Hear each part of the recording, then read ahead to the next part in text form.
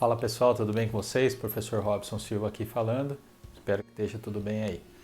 Bom, vamos para mais uma aula nossa de contabilidade de custos, né? Então, hoje nós vamos falar sobre princípios contábeis, tá bom? O que são, para que servem, onde vivem, o que comem, tá? Então vamos lá. Falando rapidamente sobre os princípios da contabilidade, eles servem para quê? Para guiar a utilização da contabilidade no dia a dia, tá bom? Eles simbolizam, na verdade, a essência das doutrinas da ciência contábil, ok?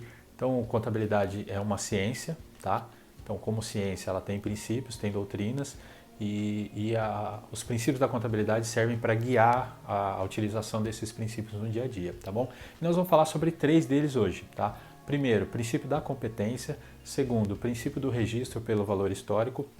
E terceiro, princípio do conservadorismo ou princípio da prudência, tá? Então, falando sobre o primeiro princípio aqui, tá? O princípio da competência.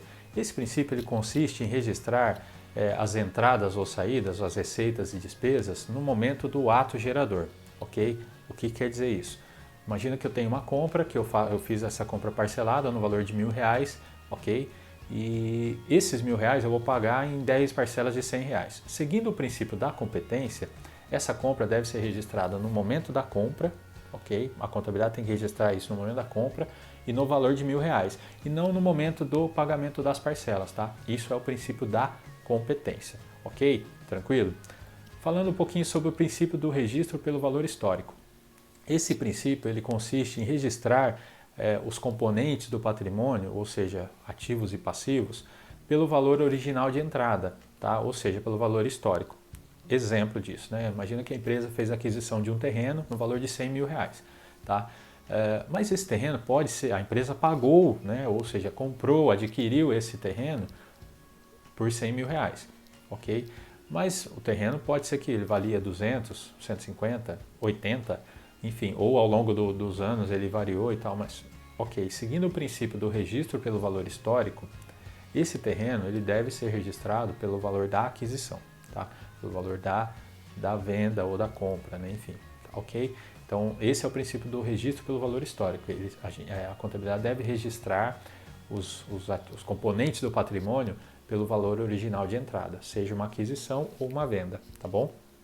Esse é o princípio do registro pelo valor histórico. E falando rapidamente também sobre o princípio do conservadorismo ou princípio da prudência, que são sinônimos, tá bom? O princípio do conservadorismo ou prudência. Esse princípio ele consiste em adotar um certo grau de precaução quando for avaliar um elemento do patrimônio, um ativo ou passivo, tá? Então, vou dar 2 exemplos aqui. Imagina que é o mesmo terreno, né, que a empresa adquiriu, mas vamos imaginar que não tenha tido nota e tal. A contabilidade precisa registrar esse ativo, né, dentro do balanço. E existem 2 avaliações sobre esse terreno. A primeira avaliação é que ele vale R$100.000 e a segunda que ele vale 120. Tá? Seguindo o princípio do conservadorismo, o princípio da prudência, a contabilidade vai registrar para um ativo, né, ela vai registrar aquele que tem menor valor, ou seja, se tem 2 avaliações, uma de 100 e uma de 120, a contabilidade vai considerar o valor de 100 para registrar um ativo, ok? Então, o princípio da prudência consiste em adotar um certo grau de precaução ao avaliar um elemento do patrimônio, tá bom? Então, nesse exemplo do terreno, se existem 2 avaliações, uma de 120 e uma de 100, a contabilidade vai reconhecer a de 100, seguindo o princípio da prudência, o princípio do conservadorismo.